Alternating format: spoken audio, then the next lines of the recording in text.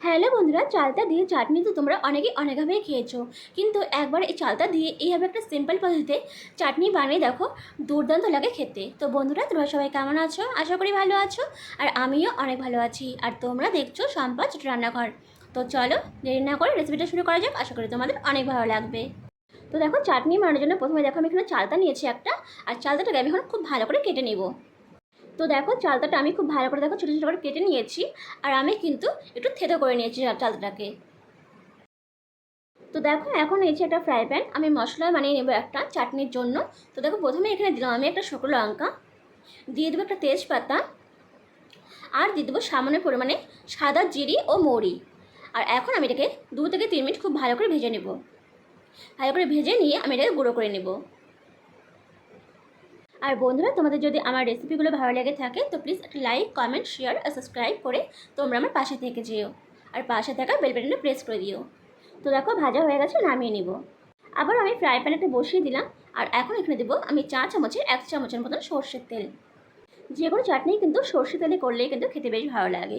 তো দেখো, তেল দেওয়া হয়ে গেছে, তেলটাকে একটু ভালো করে গরম করে নিলাম। আর এখন আমি ফোড়ন দেবো একটা শুকনো লঙ্কা। লঙ্কাটা দিয়ে লঙ্কাটা আমি একটু হালকা ভেজে নেব। তো দেখো, ভাজা হয়ে গেছে। এখন আমি ফোড়নে দিচ্ছি, আমি 1/2 চামচের মতন এখানে দিচ্ছি 5 ফোড়ন। আর দিচ্ছি সামান্য পরিমাণে সর্ষে দিয়ে এখন খুব ভালো করে এটাকে ভেজে নেব। তো দেখো, ভাজা কিন্তু মোটামুটি হয়ে গেছে। এখন যে আমি চালতাটা রেখেছিলাম সেটা এখানে দিয়ে দিলাম। চালতাটা দিয়ে এখন চালতাটাকে আমি খুব ভালো করে 2 থেকে 3 মিনিট রান্না করে নেব। তো দেখো, একটু নেড়ে চেড়ে নিচ্ছি। আর এখন আমি এখানে দেবো সামান্য পরিমাণে হলুদ গুঁড়ো, আর দিয়ে দেবো সামান্য পরিমাণে লবণ। বন্ধুরা, তোমরা কিন্তু লবণটা অবশ্যই একটু বুঝে দেবে। তো দেখো, লবণ হলুদ দেওয়া হয়ে গেছে। আমি আবারও কিন্তু 1 থেকে 2 মিনিট খুব ভালো করে রান্না করে নেব।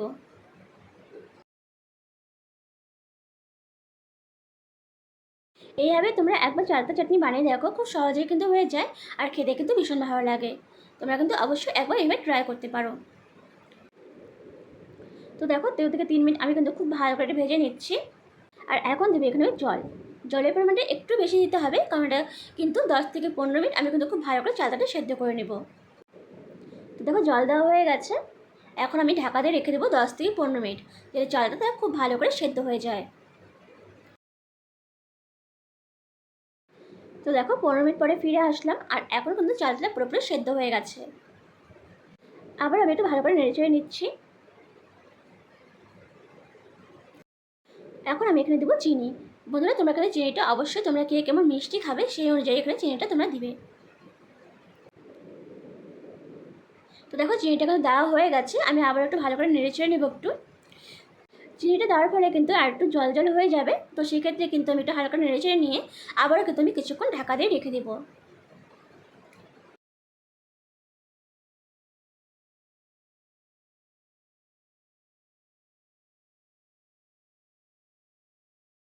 তো দেখো, একটু ভালো করে নেড়েচেড়ে নিয়েছি। আমি আবার ঢাকা দিয়ে কিন্তু 2 থেকে 3 মিনিট রেখে দেবো, যাতে চিনির রসটা খুব ভালো করে কিন্তু এই চালতার মধ্যে মিশে যায়। তো দেখো, এখন কিন্তু মোটামুটি এটা রেডি হয়ে গেছে। এখন সবশেষে আমি যে মশলাটা করে রেখেছিলাম সেটাই কিন্তু এখানে দিয়ে দিলাম। আর বন্ধুরা, মশলাটা দেওয়ার পরে কিন্তু এটার খেতে কিন্তু আরও ভীষণ ভালো লাগে। দেখো, আমি কিন্তু আবারও 1-2 মিনিট একটু ভালো করে নেড়েচেড়ে নিব। তো এখন কিন্তু চালতা চাটনিটা তৈরি হয়ে গেছে। এখন এটাকে নামিয়ে নিব। তো দেখো, তৈরি হয়ে গেছে চালতা দিয়ে চাটনি রেসিপি। দেখতে কিন্তু বেশ লোভনীয় লাগছে, আর খেতেও কিন্তু ভীষণ ভালো হয়েছিল। তোমরা কিন্তু অবশ্যই একবার এইভাবে একটা সিম্পল পদ্ধতিতে বানিয়ে দেখতে পারো, ভীষণ ভালো লাগে খেতে। তো বন্ধুরা, রেসিপিটা কেমন লাগলো অবশ্যই জানাবে। আর যদি ভালো লেগে থাকে তো প্লিজ একটা লাইক, কমেন্ট, শেয়ার আর সাবস্ক্রাইব করে তোমরা আমার পাশে থেকে যেও।